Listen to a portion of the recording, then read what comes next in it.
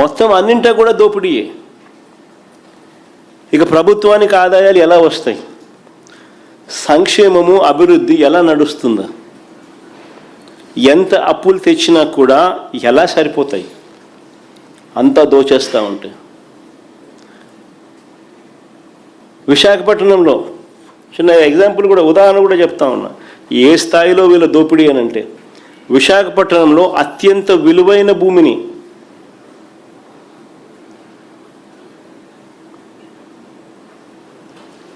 $54 ఎకరాలు 5,000 కోట్లు విలువ చేసే భూమి ఏకంగా చంద్రబాబు నాయుడు గారు ఏకంగా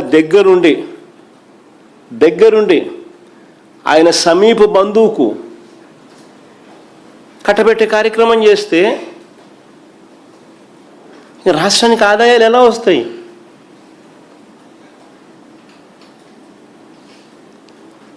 ఆశ్చర్యం కలిగించే విషయం.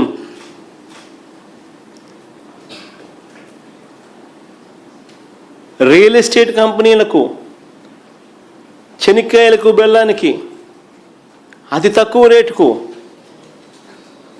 భూములు ఇస్తా ఉన్నాడు.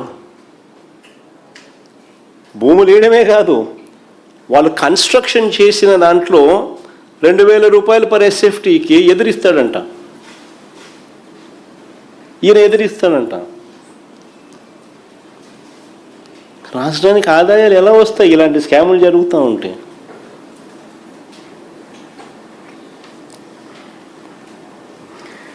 చంద్రబాబు గారి ప్రభుత్వ ఆర్థిక పనితీరు అధ్వానంగా ఉందని చెప్పడానికి ఇంకొక అంశం కూడా చెప్తాను.